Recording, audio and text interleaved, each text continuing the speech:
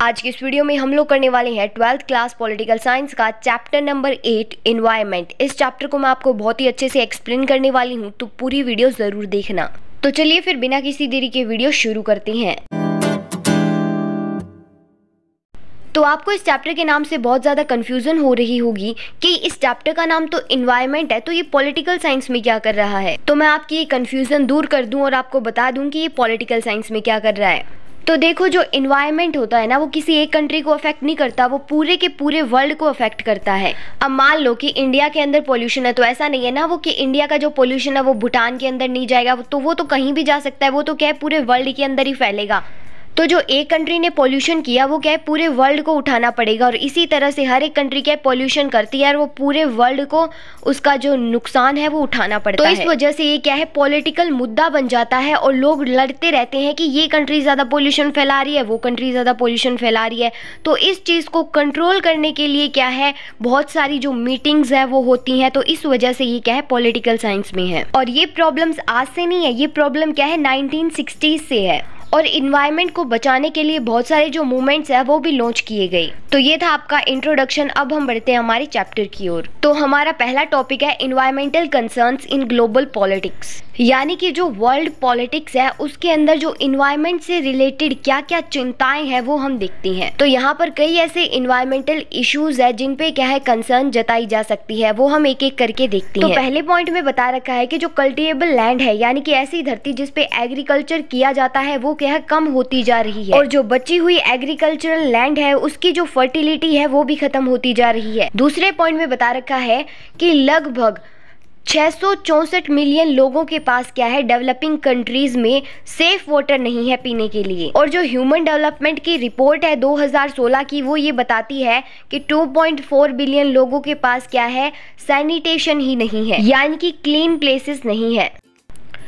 Third point में बता रखा है कि जो हमारी बायोडाइवर्सिटी है उसको भी क्या है बहुत ज़्यादा नुकसान पहुंच रहा है। बायोडाइवर्सिटी का मतलब होता है जो जानवर और पेड़ पौधे मिलकर एक हेल्दी इन्वायरमेंट बनाते हैं, उसे हम बायोडाइवर्सिटी कहते हैं। और ये ऐसा इसलिए हो रहा है क्योंकि जिन एरियाज में जो बहुत सारी जानवरों की स्पीसीज रहती हैं वो क्या है खत्म होती जा रही है, उनका विनाश होता जा रहा है। और इंसान क्या है जानवरों को हटाते हुए वहां से क्या है डिफोरेस्टेशन करे, यानी कि जंगलों को काट रहे हैं अपने पर्पस के लिए। फोर्थ पॉइंट में बता रखा है कि जो एक और डेंजर है हमारे इकोसिस्टम के लिए, हमारे इस एनवायरनमेंट के लिए, वो है ह्यूमन हेल्थ, यानी कि मानव का स्वास्थ्य।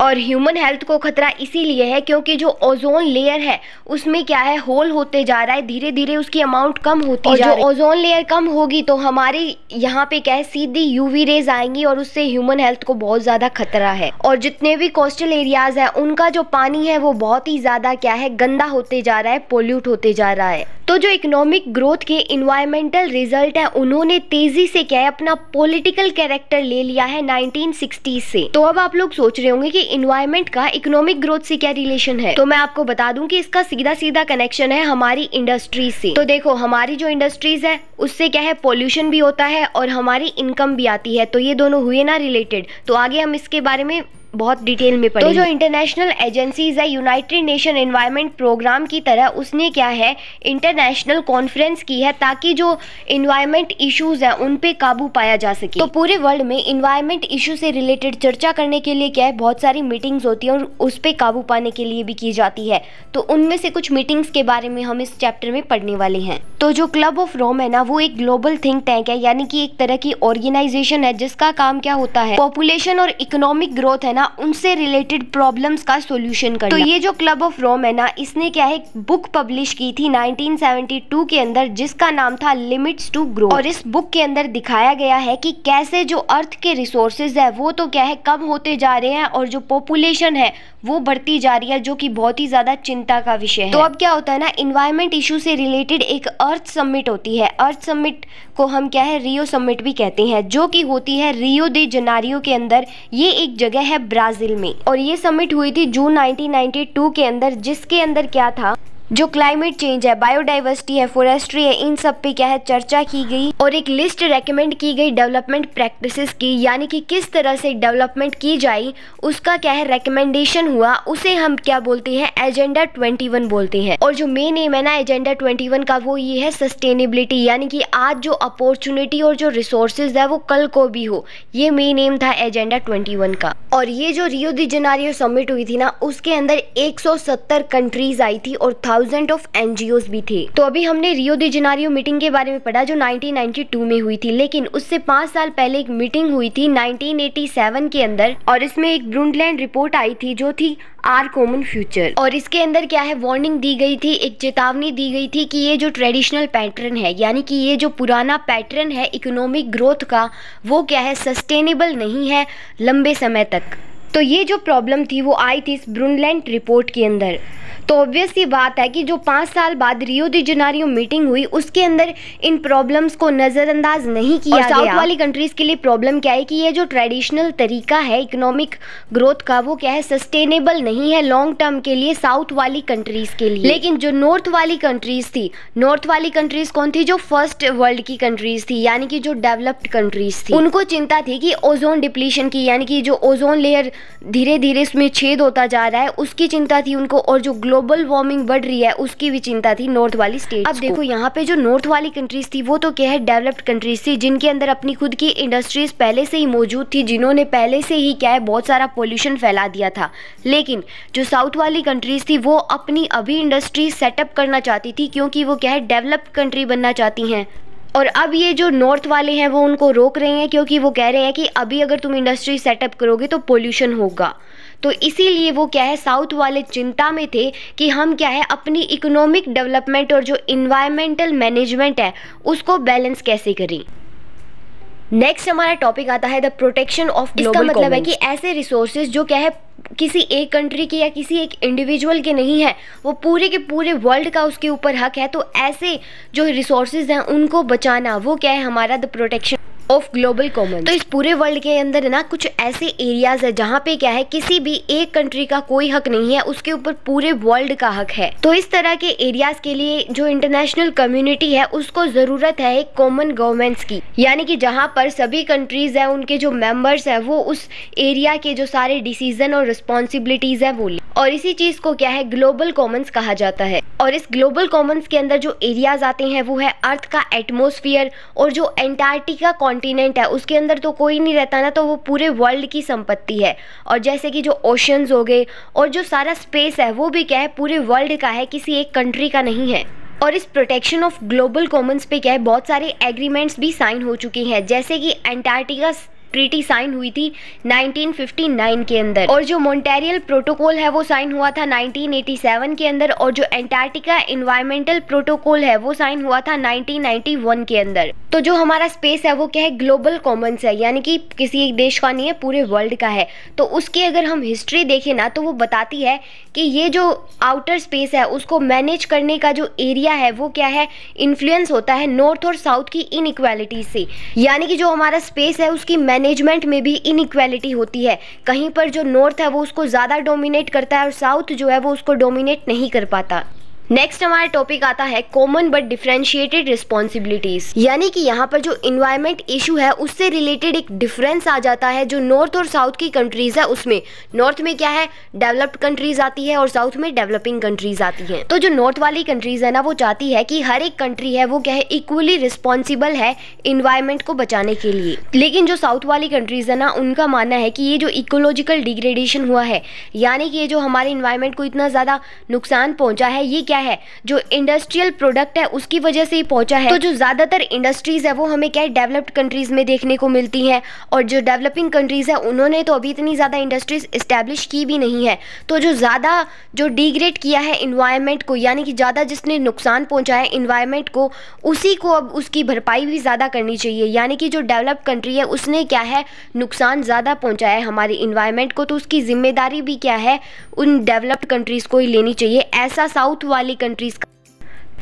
तो जो रियो समिट हुई थी 1992 के अंदर, तो उस समिट के अंदर जो इंटरनेशनल इन्वायरमेंट लॉ है उसको मद्देनजर रखते हुए डेवलपिंग कंट्रीज की ज़रूरतों को एक्सेप्ट कर लिया गया कि उनके लिए भी जो डेवलपमेंट है वो ज़रूरी है। और 1992 के अंदर जो United nation framework convention on climate change है, यानी कि UNFCCC है, उसने क्या है प्रोवाइड की पार्टीज़ को कि वो क्या है इक्विटी के ऊपर क्या है एक्ट करे, यानी कि क्या है इक्वल रखे, कोई डिस्क्रिमिनेशन यहाँ पे ना हो। और ये एक्सेप्ट कर लिया गया कि जो लार्ज अमाउंट में ग्रीन हाउस गैस है वो क्या है छोड़ी गई है जो डेवलप्ड कंट्रीज हैं उनके द्वारा, और जो डेवलप्ड कंट्रीज हैं उन्होंने डेवलपिंग कंट्रीज से, तो यहाँ पर साफ साफ पता चल रहा है कि जो डेवलप्ड कंट्रीज हैं वो क्या है ज़्यादा इन्वायरमेंट इशू के लिए। अब जो इंडिया और चाइना जैसी डेवलपिंग कंट्रीज़ हैं उनको क्या मिला, जो क्योटो प्रोटोकॉल था ना उसकी जो रिक्वायरमेंट्स थी यानी कि उसकी जो ज़रूरतें थी उससे क्या है छूट मिल गई। क्योटो प्रोटोकॉल एक इंटरनेशनल एग्रीमेंट है। जितनी भी इंडस्ट्रियलाइज कंट्रीज़ है यानी कि जितनी भी कंट्रीज़ है जिनके अंदर इंडस्ट्रीज़ हैं, तो जितनी भी ग्रीन हाउस गैस निकलती है उन इंडस्ट्रियलाइज कंट्रीज से उसको कम करना ये क्योटो प्रोटोकॉल में है। अब हमारा टॉपिक आता है कॉमन प्रॉपर्टी रिसोर्सेज। तो हमारे पूरे वर्ल्ड के अंदर कुछ ऐसे रिसोर्सेज है जिन पे क्या है किसी एक देश का हक नहीं है, पूरे के पूरे वर्ल्ड का हक है। जैसे कि अंटार्कटिका हो गया, वहाँ पे किसी एक देश का तो हक नहीं है, पूरे वर्ल्ड का है। और वैसे ही स्पेस है। तो ये जो कॉमन प्रॉपर्टी रिसोर्सेज है ना ये क्या है एक ग्रुप के लिए है, यानी कि किसी एक इंडिविजुअल के नहीं है, पूरे ग्रुप के हैं। और ये जो मेंबर होंगे ना उस ग्रुप के, उनके पास क्या है राइट्स भी है, ड्यूटीज भी है, यानी कि कुछ अधिकार भी हैं और कर्तव्य भी है कि वो नेचर के रिस्पेक्ट करे और एक लेवल में ही जो रिसोर्सेज है उनका यूज करे, ज्यादा उनको एक्सप्लॉइट ना करे। और जो प्रॉब्लम्स आ रही है यानी कि जो इश्यूज आ रहे हैं जैसे कि प्राइवेटाइजेशन हो गया, एग्रीकल्चर इंटेंसिफिकेशन हो गया, पॉपुलेशन ग्रोथ हो गया, और जो इकोसिस्टम डिग्रेडेशन है उसने क्या किया है जो हमारी कॉमन प्रॉपर्टी है ना उसका साइज घटा दिया है। साइज के साथ साथ यहाँ पे क्वालिटी भी कम हो गई है और जो अवेलेबिलिटी है पुअर्स के लिए पूरे वर्ल्ड में वो भी कम हो गई है।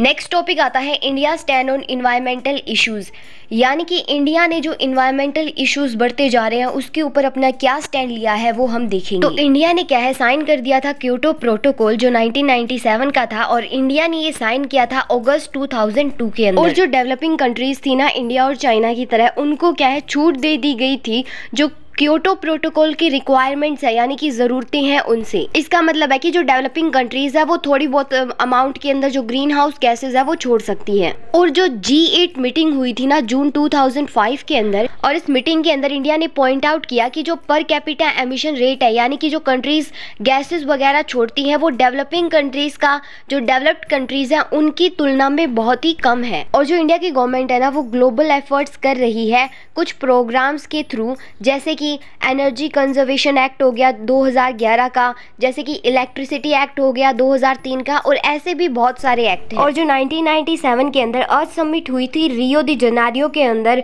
उसका जो रिव्यू था इम्प्लीमेंटेशन का वो भी इंडिया ने किया था। और इंडिया ने सजेशन दिया था यानी कि सुझाव दिया था कि जो UNFCCC है उसकी कमिटमेंट्स को पूरा करने के लिए जो डेवलप्ड कंट्रीज़ हैं उनको क्या है फाइनेंशियल रिसोर्सेज और क्लीन टेक्नोलॉजी देनी चाहिए डेवलपिंग कंट्रीज को। नेक्स्ट टॉपिक आता है वन और मैनी, यानी कि जो इन्वायरमेंट है उसको बचाने के लिए बहुत सारे मूवमेंट। तो जो ग्रुप है इन्वायरमेंटली कॉन्शियस वॉलंटियर्स का वो क्या है काम कर रहा है वर्ल्ड के अलग अलग पार्ट्स में, ताकि जो इन्वायरमेंटल डिग्रेडेशन हो रहा है ना उसको कम करने की। और इन्वायरमेंटली कॉन्शियस वॉलंटियर्स कौन, तो जो फॉरेस्ट मूवमेंट्स हुए साउथ के अंदर जैसे कि मैक्सिको में, चील, Brazil, Malaysia, Indonesia, continental Africa और इंडिया के अंदर, तो इन कंट्रीज़ ने फेस किया है बहुत सारा प्रेशर फॉरेस्ट। और ये जो इन्वायरमेंटल मूवमेंट्स है ना ये बहुत सारे ग्रुप करते हैं ताकि इन्वायरमेंट को अगर हम इस ग्रुप का एक और एग्जांपल लें तो ये क्या है काम कर रहा है कि जो मिनरल एक्सट्रैक्शन कंपनी है उनके खिलाफ, क्योंकि जो मिनरल एक्सट्रैक्शन तो उनकी वजह से क्या है जो बहुत सारी कम्युनिटीज़ है उनको क्या अपना प्लेस छोड़ के कहीं और। तो एक और जो हमें इन्वायरमेंट मूवमेंट देखने को मिलता है वो, तो हर एक कंट्री के अंदर क्या होता है ना एक मेगा डैम ज़रूर होता है, तो ये क्या है उसको अपोज कर। और अर्ली 1980s के अंदर क्या हुआ, हमें पहला जो एंटी डैम मूवमेंट है वो देखने को मिला जो कि लॉन्च हुआ था नॉर्थ के अंदर, और ये कैंपेन चलाया गया था ताकि ये क्या है सेव कर सके जो फ्रैंकलिन रिवर है उसको। और इंडिया के अंदर जो नर्मदा बचाओ आंदोलन है वो क्या है बेस्ट मूवमेंट माना जाता है। नेक्स्ट हमारा टॉपिक आता है रिसोर्स जियोपॉलिटिक्स, यानी कि जो रिसोर्सेज है जैसे कि ऑयल हो गया, तो इन रिसोर्सेज पे भी क्या है पॉलिटिक्स। अगर मैं रिसोर्सेज जियोपॉलिटिक्स की बात करूं तो इसका मतलब होता है किसे क्या कब कहां और कैसे मिलता है, इसे हम क्या है रिसोर्स जियोपॉलिटिक्स। तो जो कोल्ड वॉर का समय था ना, उस वक्त जो इंडस्ट्रियलाइज्ड कंट्रीज थी, यानी कि जिन कंट्रीज के पास ज़्यादातर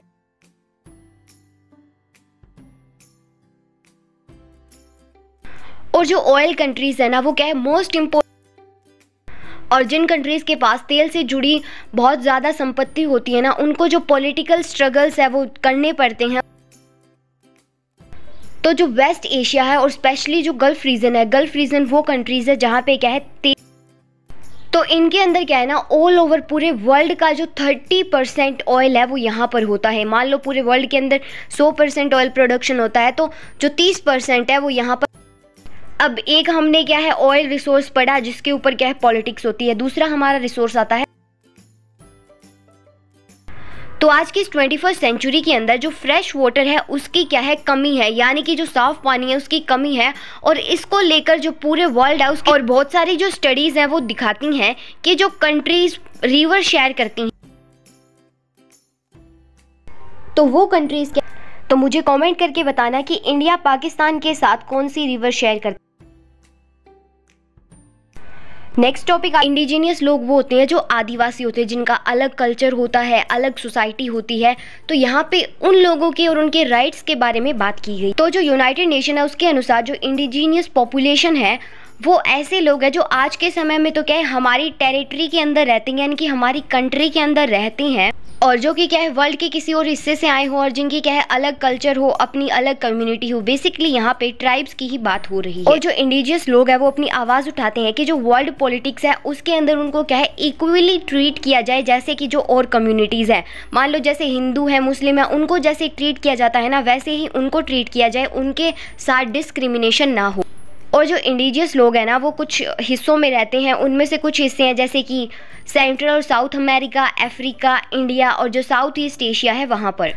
तो चलो मैं आपसे एक क्वेश्चन पूछती हूँ, अगर आपको इंडिजियस लोगों को सिर्फ एक वर्ड के अंदर डिस्क्राइब करना हो तो वो आप क्या करेंगे, मुझे कमेंट करके ज़रूर। और जो इंडिजियस लोग हैं ना वो अपनी गवर्नमेंट से अपील करते हैं कि वो उनका जो नेशन है, इंडिजियस नेशन है, उसको वो कंटिन्यू रखे, यानी कि वो अपनी आइडेंटिटी बदलना नहीं चाहते और वो अपनी जो आइडेंटिटी है उसको और ज़्यादा उभारना चाहती हैं। और इंडिया के अंदर जो इंडिजियस लोग हैं, यानी कि जो शेड्यूल्ड ट्राइब्स हैं, उनको इंडिजियस लोग माना जाता है, जो कि इंडिया के अंदर 8% है पूरी पॉपुलेशन में। और जो इश्यूज़ है इंडिजियस कम्युनिटी के राइट से रिलेटेड, उनको क्या है नज़रअंदाज किया जा रहा है बहुत ही लंबे समय से डोमेस्टिक और इंटरनेशनल पॉलिटिक्स के अंदर। तो यहीं पर आपका चैप्टर खत्म होता है। आई होप आपको समझ में आया होगा। अगर समझ में आया है तो मुझे कमेंट करके ज़रूर बताना, और इसके NCERT और एक्स्ट्रा जो इंपॉर्टेंट क्वेश्चन है वो भी जल्दी आ जाएंगे, तो चैनल को सब्सक्राइब करना बिल्कुल मत भूलना। और इसी तरह से हिंदी, इंग्लिश और ज्योग्राफी की भी वीडियो अवेलेबल है, आप उन्हें भी चेक कर सकती हैं।